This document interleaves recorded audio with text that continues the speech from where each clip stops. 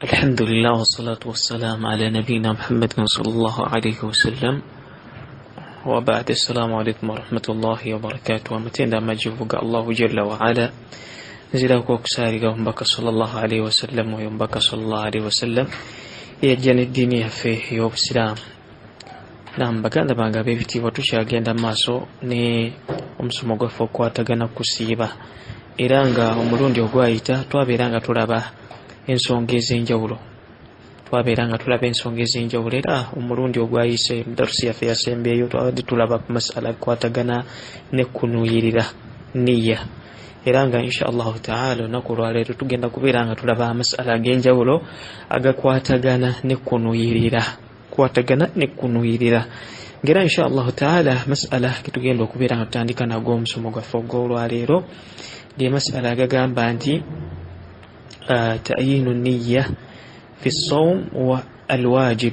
تعيين النية في الصوم الواجب okubeera nga omuntu alina okubeera nga specifyinga okunuyira kwe waba agenda okubeera nga asiiba olunaku oluli wajibu oba okusiiba okwa wajibu.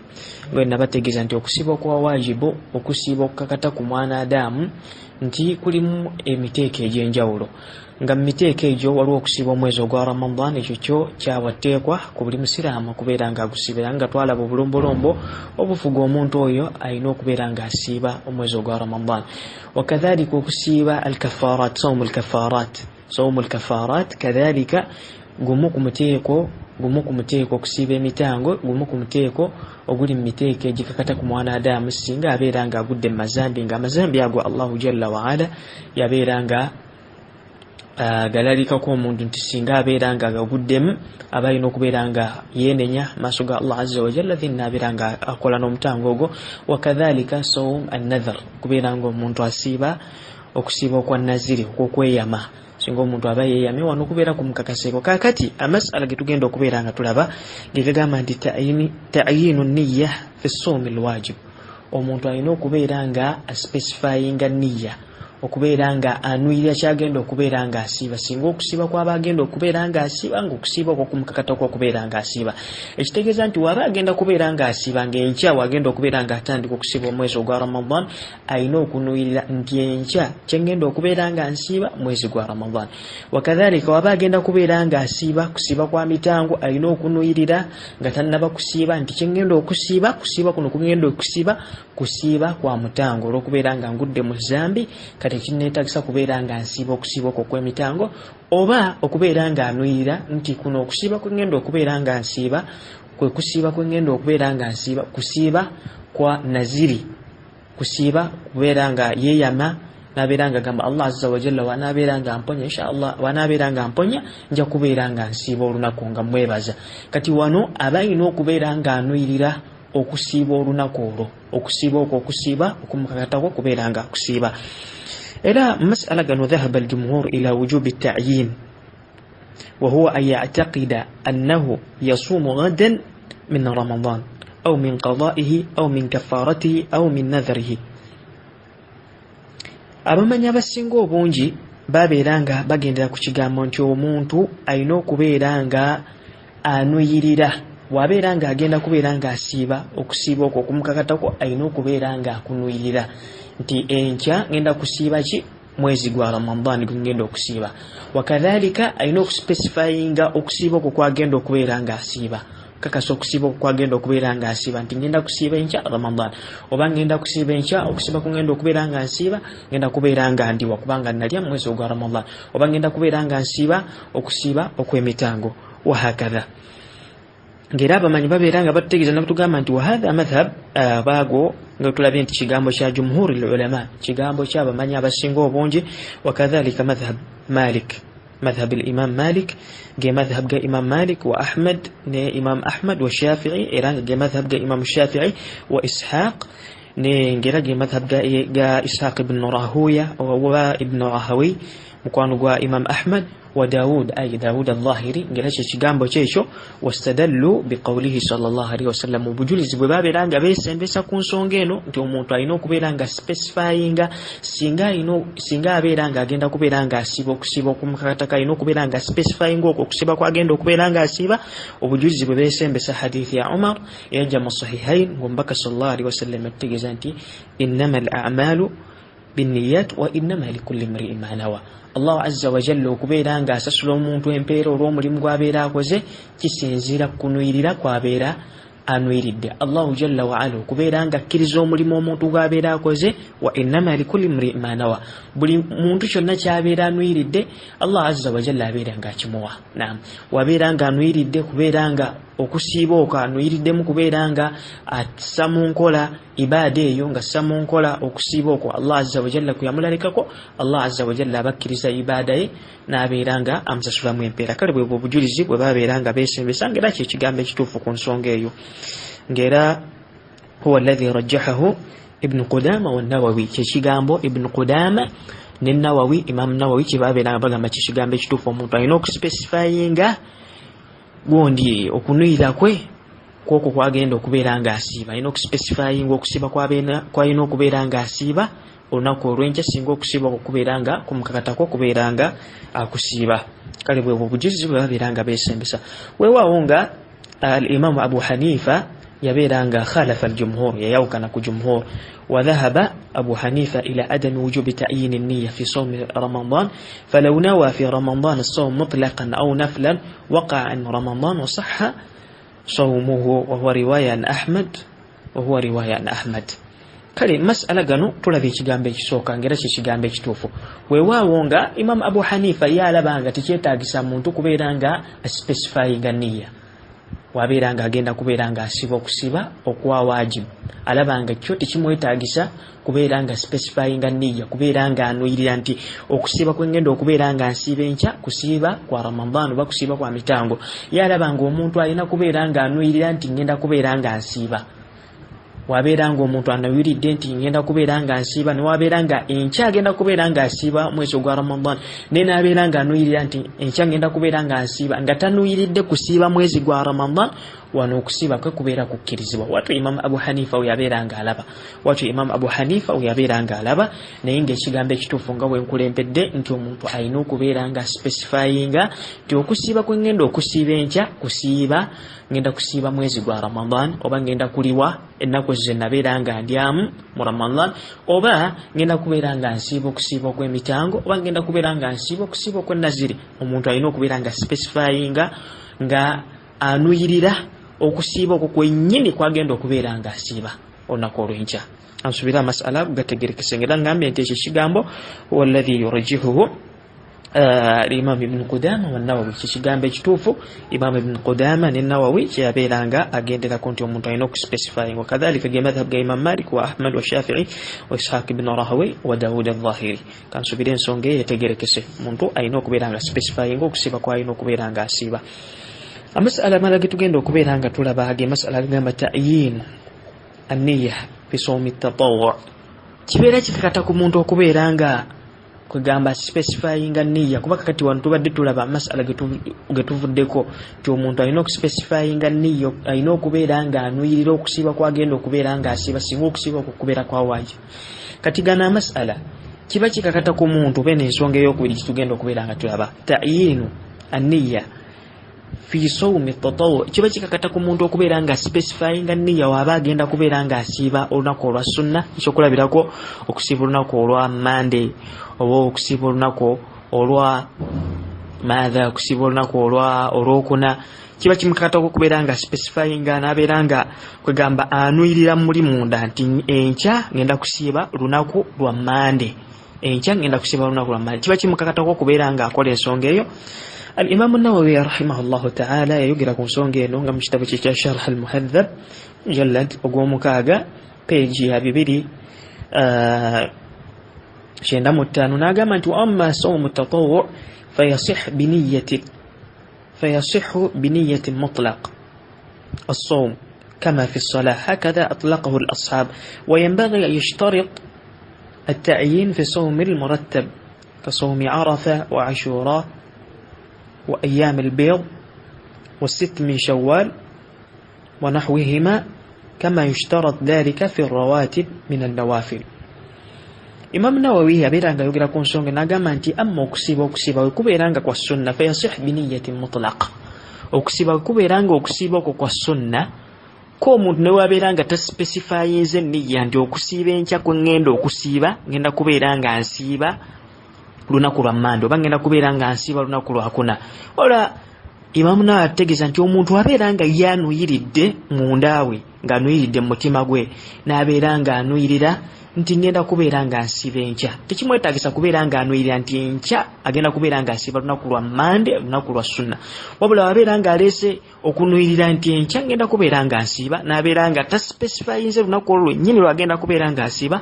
Wano abali ku madhhabu ga Imam Shafi'i nga Imam Nawawi wategeeza batugamba nti okusiba kwe kubeera kutuufu naye n'agamba nti naye kyetaagibwa omuntu okubeera nga aspecifyinga nniya. Kwegamba omuntu abeera nga taspecifyinze nniya nti enkya olunaku lwagenda okusiba lunaku olwa Mande oba olunaku olwokuna n'abeera nga ye anuyirira kusiiba mutlaqan ng'anuyiridde kubeera nga asiiba nga tanuyiridde lunaku olwo lwennyini naye ng'anuyiridde kubeera nga asiiba, okusiba kubeera nga kukkirizibwa. Naye Imam Nawawi ategeeza nti kibeera kirungi omuntu okubeera nga aspecifyinga olunaku olwagenda okubeera nga asiiba ng'okusiiba kwa Arafa, okusiiba olunaku olwa Arafa, ng'okusiiba kwa Ashura, wakadhalika okusiiba ennaku enjeru, n'okusiiba Shawwal, okusiiba sit min Shawwal, okusiiba ennaku 6 mu Shawwal.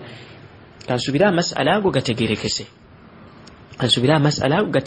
Imam Nawawi mu bigambo bye bil ikhtisar musamare ti omuntu abeera nga ayagadde okusiiba olunaku olwa sunna wabeera nga anuyiridde kusiiba nga ta specifyinze lunaku lwennyini lwagenda kubeera nga asiiba ngoba ta specifyinze nti enkya ngenda kusiiba lwa Mande oba kusiiba lwakuna oba kusiiba lunaku lwa Ashura. Okusiiba kwe kukkirizibwa abeera nga anuyiridde kusiiba nga kuli mutlaq kusiiba kute yanuyiridde kubeera nga asiiba tanuyiridde kwegamba ta specifyinze. Amma n'agamba nti naye kirungi kubeera nga omuntu aspecifyinga nti enkya okubeera nga anuyirira mu mutima gwe nti enkya ngenda kubeera nga nsiiba olunaku weruti. Kansubire ensonga etegerekese. Waliwo amasala generabidde okubeera nga nkoonako nga ge masala ga mahallu nniya alqalb kama yaquluuna alulama. Bamanyi baffe bategeeza ne bategeeza nti ekifo ekibeeramu okunuyirira alqalb gwe mutima. ولا يجوز بل حرام ولا يجوز التلفظ بالنية. Amanyi bategeeza nabatugamba nti tekikkirizibwa muntu kubeera nga ayatula nniya nga tukimanyi abantu abamu batera obikozesa nga bakadde baffe abazeeyi batera okubeera nga bakozesa ensonga eyo ne babeera nga bagamba nti nawaitu an asuuma yauma ghadin hakadha wa hakadha, bagamba nti nuyiridde, babeera nga baatula nniya eyo baatula okunuyirira okwo ne babeera nga bagamba nti nuyiridde olwaleero okubeera nga nsiiba olunaku olw'enkya nga luli mu Ramadani. Okwatula okwo kwa nniya tekukkirizibwa bal haram. Kyova olaba nti Sheikh al-Islam Ibn Taymiyyah abeera nga ategeeza nti mahallu nniya alqalb bijma'i al-ulama wala yajuzu talaffuz binniya. Sheikh al-Islam Ibn Taymiyyah nga mu Majmu' al-Fatawa yabeera nga ategeeza nti ekifo ekibeeramu nniya omuntu waalina okubeera nga anuyirira gubeera mutima. Omuntu anuyirira mu mutima kwe kubeera nga agenderera n'abeera nga agenderera okubeera nga akola omulimu ogwo nga kyagendereddemu kubeera nga Allahu jalla wa ala amusiima n'okubeera nga amwamu empeera. Amma okwatula nniya n'obeera nga ogamba nawaitu an asuuma au nawaitu an usalli salat al-maghrib fi sa'at kadha wa kadha, nti nuyiridde okubeera nga nsaala oba nuyiridde okubeera nga nsiiba, ekyo kiri mu bid'a, tekikkirizibwa biijma'il ulama, tekikkirizibwa. Ng'era ijma eyo abamanyi beegatta nti tekikkirizibwa omuntu kubeera nga ayatula nniya, wabula nniya omuntu alina kubeera okunuyirira kubeera mu mutima. Omuntu anuyirira kukola kintu ekyo oba anuyirira okukola ibaada eyo nga kyagendeddemu kubeera nga Allahu jalla wa ala amusiima n'okubeera nga ekyakikola kubeera nga asemberewa Allahu azza wa jalla. Kyova olaba omuntu abeera nga yatudde nniya n'abeera nga agyatula nga bakadde baffe bagyatula, ekyo kibeera mu bid'a.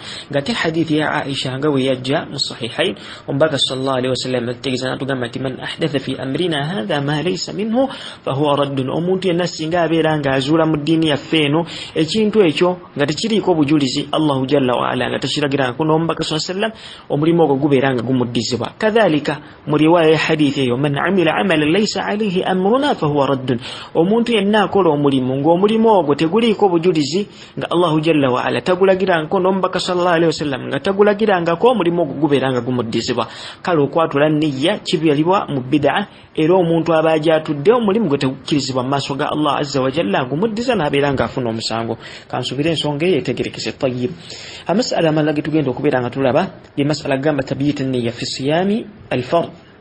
Amasala ge tugenda okubeera nga tulaba gakwatagana okubeera ng'omuntu aba yagadde okubeera ng'asiiba okusiiba okuli wajibu, nga wenna bategeeza nti okusiiba okuli wajibu kulimu emiteeko, nga wenna bategeeza nti mu kusiiba kwa wajibu mu miteeko egiri mu kusiiba kwa wajibu kwe kusinga okusiiba kwa Ramadan. Okusiiba kwa Ramadan, okusiiba omwezi ogwa Ramadan kuli wajibu ku musiraamu, era twalaba obulombolombo obufuga omuntu oyo akakatibwako okubeera nga asiiba omwezi ogwa Ramadan.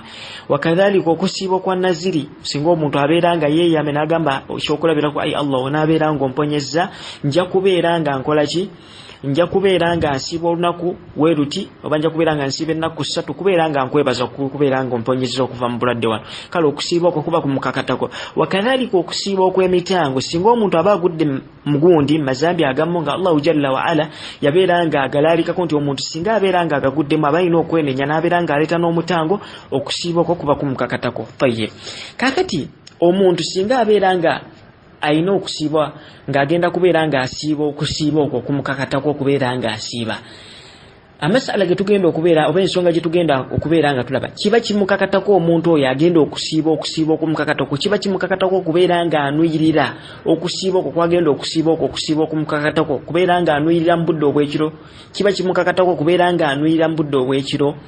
Abamanyi mu nsonga eyo balinamu ebigambo bibiri.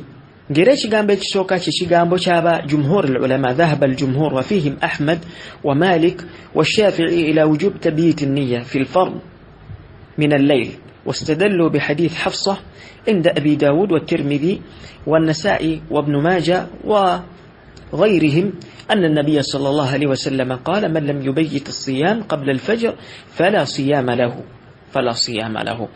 Kali abamanyi abasinga obungi babeera nga balina endowooza mu masala gano, babeera nga bo bagendera ku kigambo ekigamba nti omuntu bw'aba agenda kubeera nga asiiba okusiiba okumukakatako ng'okusiiba omwezi ogwa Ramadan oba okusiiba okw'emitango oba okusiiba kwa naziri, kiba kimukakatako okubeera nga anuyirira okusiiba okwo mu budde obw'ekiro.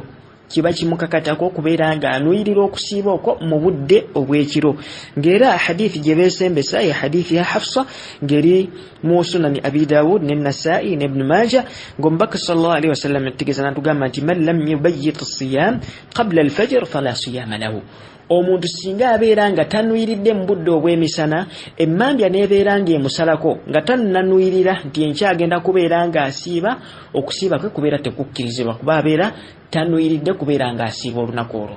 Ng'ate wenna bategeeza nti niyya omuntu okunuyirira okubeera nga asiiba min arkaanu siyam, zimu ku mpagi ez'okusiiba. Kale kiba kitegeeza nti empagi eyo weebeera nga teriiwo, wano okusiiba kwe kubeera tekukkirizibwa, okusiiba kwe kuba tekukkirizibwa. Kale mu hadithi eyo mulimu obujulizi nti omuntu oyo singa abeera nga taleese kunuyirira mu budde obw'ekiro ng'emmambya tennasala, singa abeera nga taleese kunuyirira okwo ng'emmambya tennasala eraga nti salatul fajiri etuuse, ng'eyo singa ebeera ng'esaze nga kiba kikakata ku bantu okubeera nga beezizako ebisiibula, wabeera nga taleese kunuyirira n'abeera ng'ayingira mu lunaku olwo nga tanuyiridde mu budde obw'ekiro, okusiiba kwe kubeera tekukkirizibwa.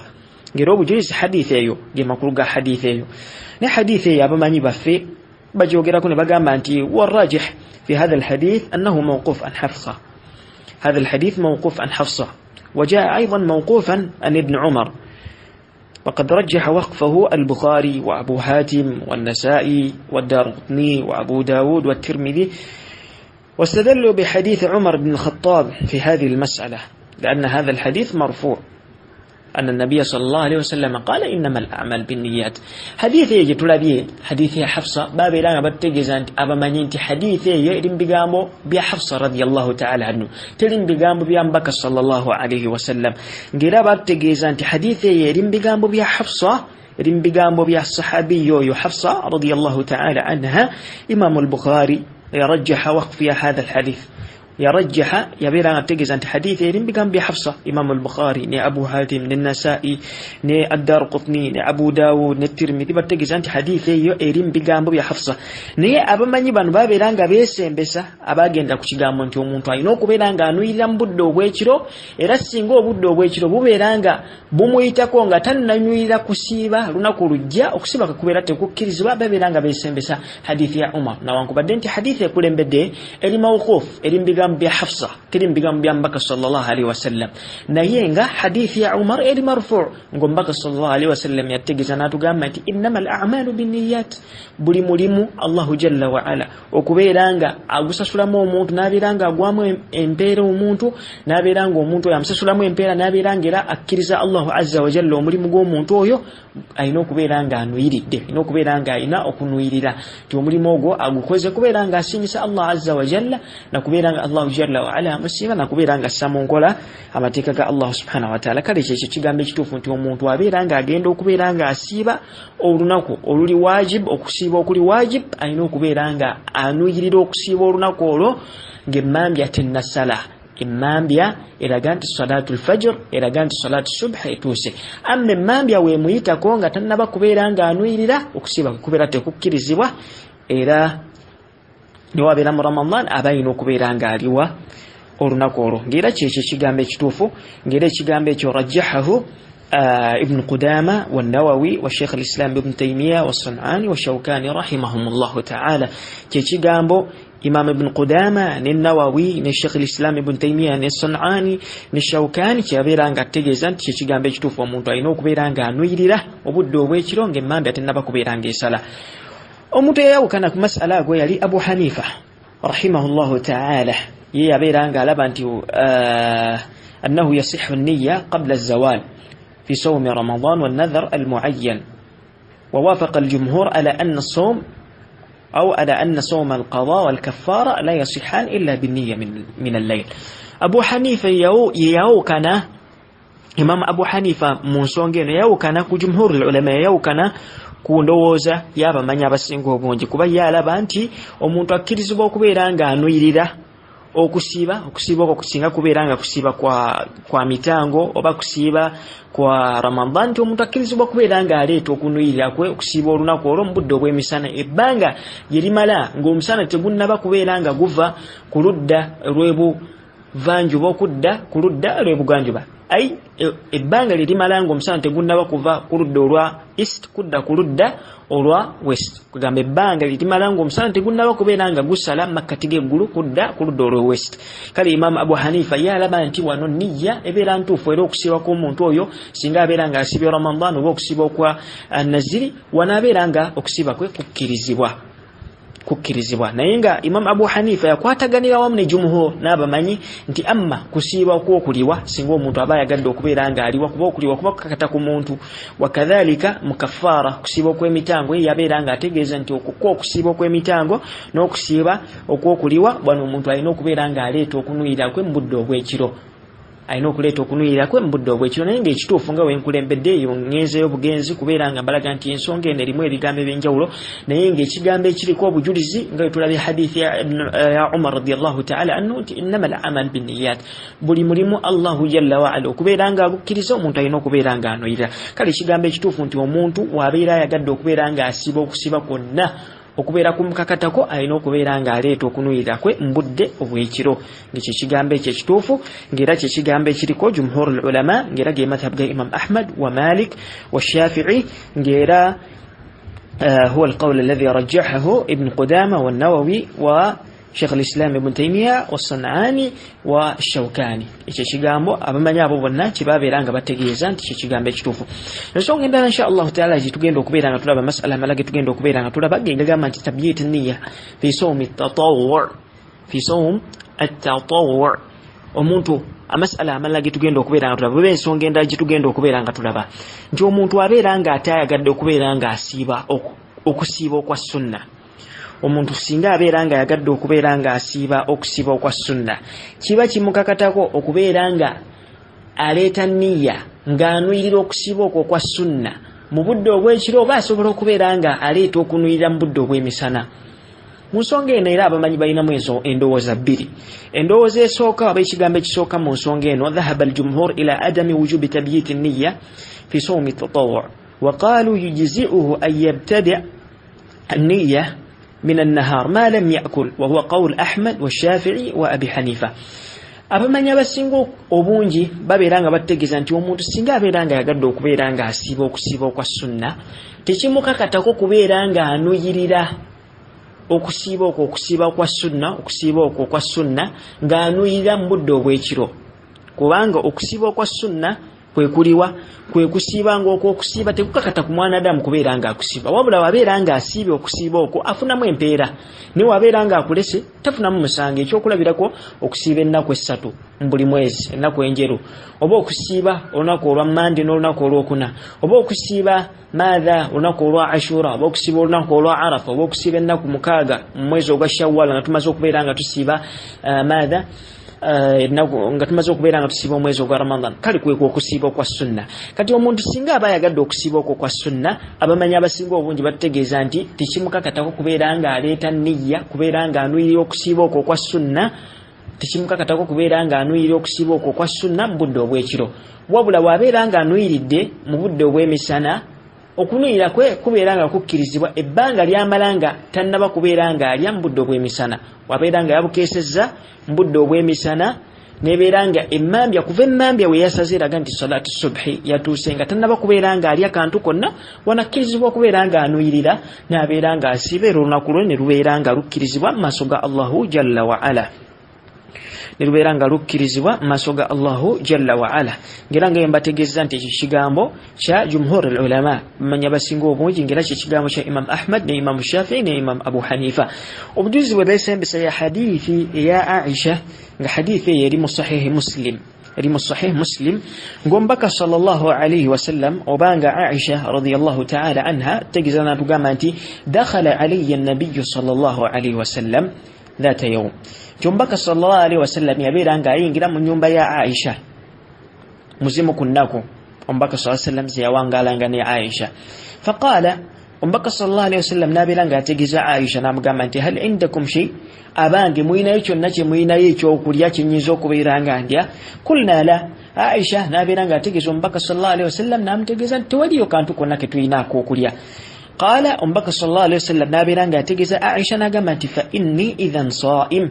Omubaka sallallahu alayhi wasallam n'abeera nga ategeeza Aisha bwe kibeera nga ensonga bwetyo weeri nga tewali kantu konna ke muyinayo mu nju ke musobola kumpa n'embeera nga ndya, kati olunaku luno nsiibye, alhamdulillah kansiiba olunaku olwaleero. Wa fi ba'dhi riwayat abamanyi bategeeza n'otugamba nti omubaka sallallahu alayhi wasallam n'agamba nti fa inni sa'imun. Baadhi riwayat omubaka sallallahu alayhi wasallam n'abeera nga ategeeza Aisha nti bwe kibeera nga weekiri nga tewali kantu konna kati nsiibye. Wakadhalika riwaya endala nga yajja mu Sahih Abi Awana fa asum, omubaka sallallahu alayhi wasallam yagamba nti fa asum, agamba nti bwe kibeera nga ensonga wetu weeri nga tewali kakulya konna kati nsiibye. Sheikh al-Islam Ibn Taymiyyah alayhi rahmatullah ku hadithi yabeera nga ajogerako nga mu kitabo kye kya Sharh al-Umdah, Umdatul Ahkam mu kitab as-Siyam, yayogera ku hadithi eyo n'ategeeza n'atugamba Sheikh al-Islam Ibn Taymiyyah n'atugamba nti wa hadha yadullu ala annahu ansha'a as-siyam min an-nahar li'annahu qala fa inni sa'imun, wa hadhihi al-fa tufidu as-sababiyyah wal-'illah fayasiru al-ma'na inni sa'imun li'annahu la ta'ama عندكم. وأيضا فقوله إني إذن صائم وإذن أصرح بالتعليل من الفاء. شيخ الإسلام ابن تيمية عليه رحمة الله يبير عنك يقرأ حديثه نابتجيزا نتوغاما أنتي محديثينو etegeeza nti omubaka sallallahu alayhi wasallam okubeera nga yagamba Aisha oluvannyuma lw'okubeera nga yabuuza Aisha n'amutegeeza nti tewali kantu konna kaliyo mu nju kenyinza kubeera nga nkuwa n'obeera nga olya. Omubaka sallallahu alayhi wasallam okubeera nga yategeeza Aisha n'amugamba nti fa inni idhan sa'im, wekibeera nga wekiri nga tewali kantu konna kati nsiibye. Abamanyi bategeeza Sheikh al-Islam Ibn Taymiyyah ategeeza mu kitabo kyekyo ekya Sharh al-Umdatul Fiqh n'ategeeza nti hadha yadullu ala annahu ansha'a as-siyam min an-nahar. Ekyo kitegeeza nti omubaka sallallahu alayhi wasallam yanuyirira okusiiwa olunaku olwo mu kiseera ekyo we yategeezebwa nti munda mu nju mukiseera Aisha radiyallahu ta'ala anha yamutegeeza nti munju tewali kantu konna kaakulya kale omubaka sallallahu alaihi wasallam n'abeeranga mu kiseera ekyo we yaleetera okunwirira n'abeeranga yasiiba olunaku olwo. Kiba kitegeeza nti wano omubaka sallallahu alaihi wasallam yanwirira mu budde obw'emisana kale bwe bujulizi bwe babeeranga beesembesa. Wakadhalika Sheikh al-Islam Ibn Taymiyyah n'abeeranga yaleeta faida nahwiya n'agamba nti wa hadhihi al-fa tufiidu as-sababiyya wal-illa, okubeera nga omubaka sallallahu alaihi wasallam yakozesa fa ennyukuta eyaffa kubeera nga agamba nti fa inni idhan sa'im, bategeeza nti eyo fa as-sababiyya ennyukuta eyaffa wano okubeera nga omubaka sallallahu alaihi wasallam yagamba nti fa inni idhan sa'im, kitegeeza nti feeno ya sababiyya ya nsonga, nti ensonga lwaki wakadhalika lwaki omubaka sallallahu alaihi wasallam yagamba ensonga eyo, bategeeza Sheikh al-Islam n'agamba nti fayasiru al-ma'ana, nikitegeeza mu hadithi eyo nti inni sa'imun li'annahu la ta'ama indakum, nti hadithi nebeera nga amakulu gaayo gategeeza nti omubaka sallallahu alaihi wasallam yategeeza Aisha n'amutegeeza n'amugamba nti bw'obeera nga temuyinaayo kantu konna kaakulya munda eyo mu nju, kiba kitegeeza nti kati nze nsiibye ku lw'okubeera nga temuyinaayo kaakulya konna, kati nsiibye ku lwa nsonga nti temuyinaayo kaakulya konna mu nju eyo. Watu Sheikh al-Islam yabeera nga atutegeeza mu nsonga eyo. Ngera kyekigambo ekituufu nti omuntu wabeera nga yagadde okusiiba okwa sunna akkirizibwa okubeera nga aleeta niyya mu budde obw'emisana, ebbanga lyamala nti singa emmambya ebeera nga yasaze eraga nti salatu subhi esaze nga talina kantu konna ke yalidde kuva emmambya we yasaze eraga nti salatu subhi esaze etuuse, wano n'abeera nga anwirira mu budde obw'emisana okusiba kubeera nga kukkirizibwa ebbanga lyamala nga tanaba kubeera nga alya kantu konna kuva emmambya we yabadde ng'esala eraga nti salatu subhi etuuse. Kansubire ensonga eyo etegerekese ng'era kyekigambo ekituufu mu masala gano, kubanga amasala gano tugaawule mu kusiiba okwa farallah ng'okusiiba okwa Ramadan oba okw'emitango oba okwa naziri, omuntu ye aba akakatibwako nga tukirabe nti ekigambo ekituufu alina okubeera nga anwirira mu budde obw'ekiro okubeera nga asiiba olunaku olwo olumukakatako okubeera nga asiiba, kakube kusiiba kwa Ramadan oba kusiiba kwa mitango oba kusiiba kwa naziri, kiba kimukakatako okubeera nga aleeta niyya mu budde obw'ekiro nga anwirira mu budde obw'ekiro. Era singa obudde obw'ekiro bubeera bumuyitako nga tannanwirira olunaku lwe lubeera lufu, aba alina okubeera nga aliwo olunaku olwo. Amma mu kusiiba okwa sunna ku lwa hadithi eno ejjamu embeera ey'okusiiba olunaku olwa sunna, kuba hadithi ya Umar radiyallahu ta'ala anhu ebuna nti omuntu omulimu gwonna okubeera nga omuntu Allah azza wa jalla omuntu amusasulamu alina okubeera nga anwirira. Kati yo hadithi eri ku mirimu gyonna omuntu alina okubeera nga anwirira, naye hadithi eno eri khas, yani yukhassis hadha al-umum. Hadithi eno gye tulabye eno ebeera nga ejjamu embeera ey'okusiiba okwa sunna, n'abeera nga omuntu akkirizibwa kuba okubeera nga omubaka sallallahu alaihi wasallam ye yakikola mu kusiiba okwa sunna, n'abeera nga maadha yaleeta okunwirira mu budde obw'emisana. Kiba kitegeeza nti hadithi eri eya Umar eri nti omuntu alina okubeera nga anwirira waba ayagadde okubeera nga akola omulimu gwonna. Hadithi eno gye tulabe hadithi ya Aisha okubeera nga omubaka sallallahu alaihi wasallam yaleeta okunwirira mu budde obw'emisana eri khas, kale kyekigambo ekituufu nti kikkirizibwa omuntu okubeera nga aleeta niyya mu budde obw'emisana. Kansubire ensonga eyo etegerekeka. Weewaawo nga bamanyi abamu nga Imam Malik ne Imam wa Dawud al-Zahiri ne Ibn Hazm ne San'ani ne Shawkani ذهبوا إلى وجوب تبييت النية من الليل ورجحه العلامة الوادعي. إمام مالك ني داود الظاهري ني ابن حزم ني الصنعاني ني الشوكاني أبو النبا ماني ني الشيخ مقبل الوادي بابا بيرانغا بلا بانتي ني مكسيبو kwa sunna omuntu alina okubeera nga aleeta niyya mu budde obw'ekiro. Ngero obujulizi bwe beesembesa hadith gye tulabye hadithi ya Umar, innamal a'malu binniyat, omulimu gwonna Allah azza wa jalla okubeera nga agusasulamu omuntu alina okubeera nga anwirira okubeera nga akola omulimu ogwo. Naye nga wetukirabe nti hadithi eyo eri hadithi eyo ebuna ensonga zonna, ate eno khas kugamba hadha alhadith hadithi ya Aisha gye tulabye nti omubaka sallallahu alaihi wasallam yaleeta niyya mu budde obw'emisana ekhassa umumu eno yukhassis hadha al-umum, ebeera nga ejjamu embeera omuntu wabeera nga yagadde okusiiba okwa sunna nti akkirizibwa kubeera nga aleeta niyya mu budde obw'emisana, akkirizibwa okubeera nga aleeta niyya mu budde obw'emisana.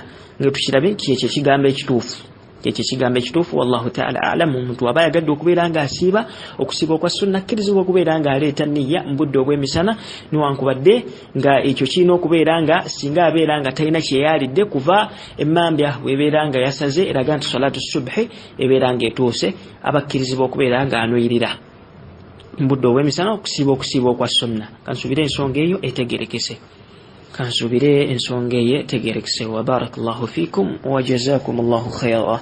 Insha Allah ta'ala ensonga gye tugenda okubeera nga tukomekkereza nayo omusomo gwaffe ogw'olwaleero y'ensonga egamba nti min ayi waqtin min an-nahar tasihhu niyyatu.